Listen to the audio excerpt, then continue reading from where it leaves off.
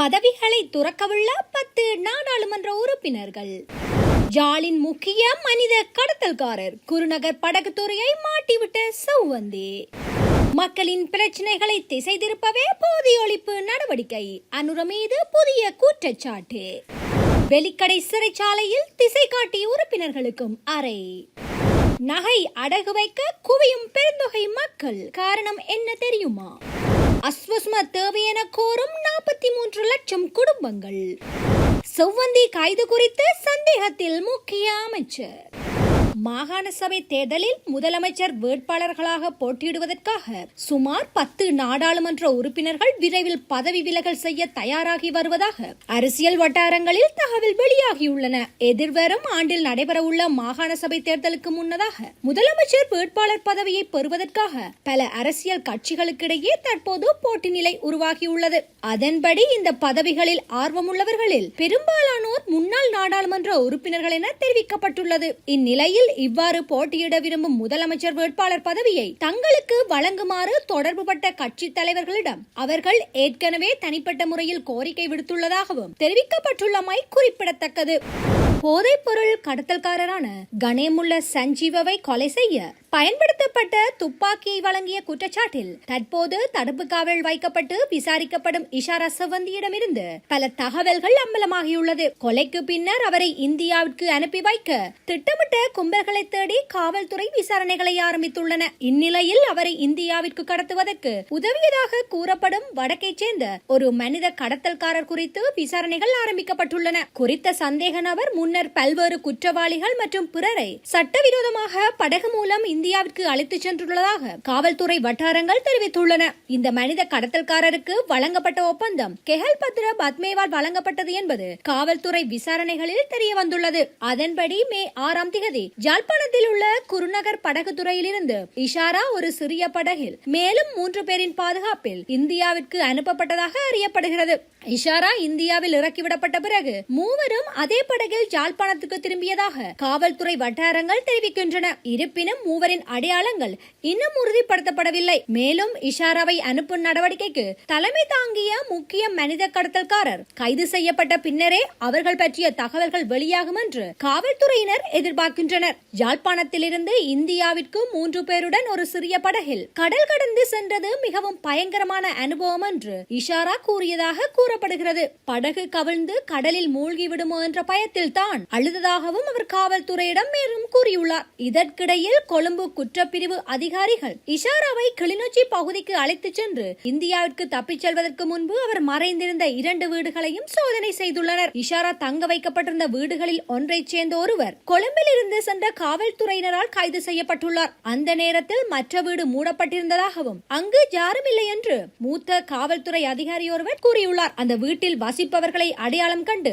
அவர்களை கைது செய்ய காவல்துறையினர் மேலும் விசாரணை நடத்தி வருகின்றனர். இந்நிலையில் இஷாரா நேற்று குருநகர் படகுத்துறைக்கு அழைத்துச் செல்லப்பட்டுள்ளார். காவல்துறை சிறப்பு படையினரால் அவர் வடக்கு பகுதிகளுக்கு பலத்த பாதுகாப்புடன் அழைத்துச் செல்லப்பட்டுள்ளார். கிளிநொச்சி உள்ளிட்ட பகுதிகளில் மேற்கொள்ளப்பட்ட விசாரணைகளை தொடர்ந்து இஷாரா நேற்றிரவு கொழும்பு குற்றப்புலனாய்வு பிரிவுக்கு மீண்டும் அழைத்து வரப்பட்டுள்ளமை குறிப்பிடத்தக்கது.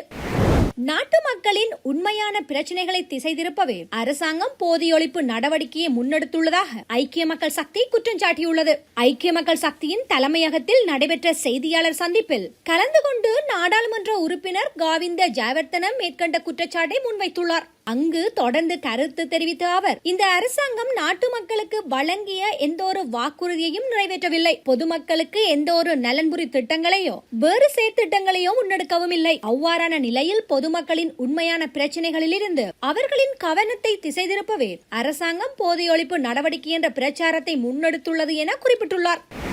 நாடாளுமன்ற உறுப்பினர்கள் தங்கள் கொடுப்பனவுகளை கட்சி நிதியத்துக்கு வழங்குவது சட்டவிரோதமானது என்றும் இது பொது நிதியை தவறாக பயன்படுத்தல் என்றும் பிவிதுரு கெல உரிமைய தலைவர் உதயன் கம்மன்பில வலியுறுத்தினார். கொழும்பில் நேற்று நடைபெற்ற ஊடகவியலாளர் சந்திப்பில் அவர் இதனை தெரிவித்துள்ளார். நாடாளுமன்ற உறுப்பினர்களின் கொடுப்பனவுகளை கட்சி நிதியத்துக்கு வழங்குவதை தடை செய்யும் ஒரு நாடாளுமன்ற தீர்மானத்தை தயாசிறி ஜெயசேகர கொண்டு வந்துள்ளார். இந்த கொடுப்பனவுகளை கட்சி நிதியத்துக்கு வழங்கியதன் காரணமாக திசை காட்டிய உறுப்பினர்கள் 159 பேரும் எதிர்காலத்தில் சட்டத்தின் முன் நிறுத்தப்பட வேண்டியிருக்கும் என்று அவர் கூறியுள்ளார். அலுவலக கொடுப்பனவுக்காக 1 லட்சம் வழங்கப்படுகிறது. இது அலுவலகத்தை பராமரிப்பதற்காக வழங்கப்படுகிறது. இதை கட்சி நிதியத்துக்கு வழங்குவது பொதுப்பணத்தை தவறாக பயன்படுத்துதலாகும். மக்களின் பிரச்சனைகளை தீர்க்க வழங்கப்படும் இந்த கொடுப்பனவுகளை கட்சி நன்கொடையாக வழங்கினால் மக்கள் பிரச்சனைகளை தீர்க்க உறுப்பினர்கள் தயங்குவார்கள். குறிப்பிட்ட நோக்கத்திற்காக வழங்கப்பட்ட பொது பணத்தை அனுமதி இல்லாமல் வேறு நோக்கத்திற்காக பயன்படுத்துவது பொது சொத்தை அபகரித்தலாகும். இது ஒரு பிணையில் வெளிவர முடியாத குற்றம் என்று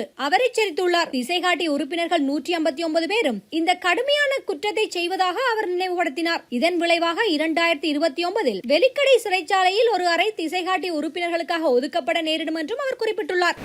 கைவிலங்குடன் போலீசாரிடமிருந்து தப்பிச் சென்ற சந்தேக நபர் ஒருவர் வத்தேகம போலீசாரால் நேற்று கைது செய்யப்பட்டுள்ளார். போதைப்பொருள் குற்றம் தொடர்பில் பிடியாணை உத்தரவு பிறப்பிக்கப்பட்டிருந்த சந்தேக நபர் ஒருவர் வத்தேகம போலீசாரால் கடந்த 18ஆம் தேதி கைது செய்யப்பட்டார். அவர் கைவிலங்குடன் போலீசாரிடமிருந்து தப்பிச் சென்று தலைமறைவாக இருந்துள்ளார். வத்தேகம போலீசாரால் மேற்கொள்ளப்பட்ட 2 நாள் சோதனை நடவடிக்கையில் தப்பிச் சென்ற சந்தேக நபர் கண்டி பிரதேசத்தில் உள்ள அவரது வீட்டில் வைத்து கைது செய்யப்பட்டுள்ளதோடு கண்டி பிரதேசத்தைச் சேர்ந்த 34 வயதுடையவர் ஆவார். சந்தேக நபர் தனது கைகளில் இருந்த கைவிலங்கை தனது நண்பரின் உதவியுடன் நீக்கியுள்ளார் என்று போலீஸ் விசாரணையில் தெரிய வந்துள்ளது. இதனையடுத்து சந்தேக நபருக்கு உதவி செய்த குற்றச்சாட்டில் அவரது நண்பனும் போலீசாரால் கைது செய்யப்பட்டுள்ளமை குறிப்பிடத்தக்கது. தங்க நகைகளை அடகு வைத்துள்ளவர்கள் அதனை புதுப்பித்து மேலதிக பணத்தை பெற்றுக்கொள்ளும் நோக்கில் நிதி நிறுவனங்களை நோக்கி செல்வதாக தெரிவிக்கப்பட்டுள்ளது. தங்கத்தின் விலை அதிகரிப்புடன் வங்கிகள் மற்றும் நிதி நிறுவனங்களில் நகைகளை அடகு வைப்பதற்கு கிடைக்கும் கட்டணமும் அதிகரித்துள்ளது. 24 கரட் தங்கத்தை அடகு வைப்பதற்கான முன்பணம் 2,50,000 முதல் 2,60,000 ரூபாய் வரை அதிகரிக்கப்பட்டுள்ளது. 22 கரட் தங்கத்தை அடகு வைப்பதற்கு செலுத்தப்பட்ட தொகை 2,20,000 ரூபாய் வரை அதிகரிக்கப்பட்டுள்ளது. சுமார் 3 வாரங்களுக்கு முன்பு 24 கரட் தங்கத்தை அடகு வைப்பதற்கு 2,10,000 ரூபாய் வழங்கப்பட்டது. அடகு வைப்பதற்கான முற்பணம் அதிகரித்ததால் சில வாடிக்கையாளர்கள் வங்கிகள் மற்றும் நிதி நிறுவனங்களில் தற்போது அடகு வைக்கப்பட்டுள்ள தங்க நகைகளுக்கு அதிக விலை பெற தங்கள் அடமானங்களை புதுப்பித்துள்ளதாக வங்கிகள் மற்றும் நிதி நிறுவனங்களின் வட்டாரங்கள் தெரிவிக்கின்றன. தங்க நகைகள் இவ்வளவு அதிக விலையில் அடகு வைக்கப்படுவதால் அவற்றை மீள பெற்றுக்கொள்ள முடியாத நிலை ஏற்படும் வாய்ப்புகள் அதிகம் என்று வங்கிகள் மற்றும் நிதி நிறுவனங்களின் வட்டாரங்கள் தெரிவிக்கின்றன. உலக சந்தையில் தங்கத்தின் விலை அதிகரிப்பால் கடந்த வெள்ளிக்கிழமை 1 பவுன் 24 கரட் தங்கத்தின் விலை 4 லட்சம் ரூபாயை தாண்டியது. அதனால் நேற்று முன்தினம் 3,90,000 ரூபாயாக குறைந்துள்ளது. தங்கத்தின் விலை அதிகரிப்பால் உள்ளூர் நகை சந்தையில் தங்கத்திற்கான தேவை சுமார் 60% குறைந்துள்ளது. இதன் காரணமாக நகைக்கடைகளில் பணியாற்றுவோர் வேலை வாய்ப்பினை இழந்துள்ளமை குறிப்பிடத்தக்கது. போலீஸ் அதிகாரி ஒலுகல சேலை அணிந்து மாறுவிடத்தில் செவ்வந்தியை கைது செய்துள்ளதாக மக்கள் நினைக்கும் அளவுக்கு அரசாங்கம் ஊடக அனுசரணை வழங்கியுள்ளதாக பிவித்துரு ஹெல உரிமைய கட்சியின் தலைவர் உதய கம்மன்பில தெரிவித்துள்ளார். இதற்கு முன்னரும் குடுசலிந்து அரக்கட்டா மகந்துரை மகேஷ் போன்ற குற்றவாளிகள் வெளிநாடுகளிலிருந்து அழைத்து வரப்பட்டனர். ஆனால் எவ்வித ஊடக பிரபலம் வழங்கப்படவில்லை. நேபாளம் காத்மண்டுவில் கைது செய்யப்பட்டது முதல் ஒலுகல செவ்வந்தி பக்கத்தில் அமர்ந்திருந்தது முதல் இலங்கை வரும் அனைத்தையும் காண்பித்தனர். குற்றவாளிகள் கைது செய்யப்பட்ட பின்னர் குற்றவியல் சட்டக்கோவையின் பிரகாரம் அடையாளம் காண்பதற்கான அடையாள அணிவகுப்பு நடத்தப்பட வேண்டும். ஆனால் செவ்வந்தியை நாட்டு மக்கள் அனைவரும் பார்த்துவிட்டனர். அரசாங்கத்தின் உறுப்பினர்களை இந்த குற்றவாளிகளை வர்ணிப்பதன் மூலம் சிறுபிள்ளைகளின் மனதில் குழப்பத்தை ஏற்படுத்தலாம். இவர்களை சிறுவர்கள் நாயகர்களாக நினைக்கக்கூடும். அதனால் அரசாங்கம் பாரிய தவறை செய்துள்ளது. திட்டமிடப்பட்ட குற்றச் செயல்களில் ஈடுபடுபவர்களை அவர்களின் பிறப்புச் சான்றிதழின் பெயர்களை கொண்டு அழைக்க வேண்டும் என குறிப்பிட்டுள்ளார். இலங்கையின் மொத்த குடும்பங்களின் எண்ணிக்கை 52 லட்சம் எனவும் இதில் 43 லட்சம் குடும்பங்கள் அஸ்வேசும நலன்புரி திட்டத்தை பெற்றுக்கொள்ள விண்ணப்பம் செய்துள்ளனர் என தெரிவிக்கப்படுகின்றது. இந்த விடயத்தை அமைச்சர் உபாலி பன்னல தெரிவித்துள்ளார். கடந்த 2024ஆம் ஆண்டில் குடிசன மதிப்பீட்டு திணைக்களத்தால் வெளியிடப்பட்ட அறிக்கையின் பிரகாரம் நாட்டில் 52 லட்சம் குடும்பங்கள் வாழ்ந்து வருவதாக தெரிவித்துள்ளார். இதில் 43 லட்சம் குடும்பங்கள் அஸ்வேசும நலன்புரி திட்டத்திற்காக விண்ணப்பம் செய்துள்ளனர் என அவர் குறிப்பிட்டுள்ளார்.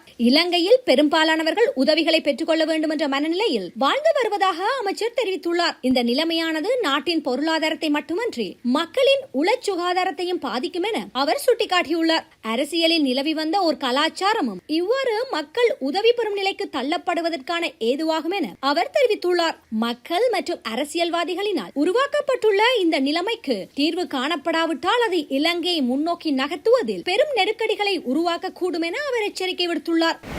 இலங்கையில் கீரி சம்பா அரிசியின் விலை சடுதியாக உயர்வடைந்துள்ளதாக தெரிவிக்கப்படுகின்றது. சந்தையில் 1 கிலோகிராம் கீரி சம்பா விலை 350 ரூபாயாக உயர்வடைந்துள்ளதாக தெரிவிக்கப்படுகின்றது. 1 கிலோகிராம் கீரி சம்பாவின் மொத்த விற்பனை விலை 300 முதல் 325 ரூபாவாக விற்பனை செய்யப்படுகின்றது. 1 கிலோகிராம் கீரி சம்பா அரிசிக்கான கட்டுப்பாட்டு விலை 260 ரூபாவாக நிர்ணயிக்கப்பட்ட போதிலும் அந்த விலைக்கு விற்பனை செய்ய முடியாது என வர்த்தகர்கள் தெரிவித்துள்ளனர். கட்டுப்பாட்டு விலையில் விற்பனை செய்ய முடியாத வர்த்தகர்கள் பழக்கமான வாடிக்கையாளர்களுக்கு மட்டும் கூடுதல் விலைக்கு அரிசி விற்பனை செய்யப்படுவதாக தெரிவிக்கப்படுகின்றது. பற்றுச்சீட்டு எதுவுமின்றி இவ்வாறு கீரிச்சம்பா அரிசி விற்பனை செய்யப்படுவதாக தெரிவிக்கப்படுகின்றது. 1 கிலோகிராம் கீரிச்சம்பா அரிசி விற்பனையின் மூலம் 25 முதல் 30 ரூபாய் வருமானம் கிடைக்கப்பெறுவதாக தெரிவிக்கப்படுகின்றமையும் குறிப்பிடத்தக்கது.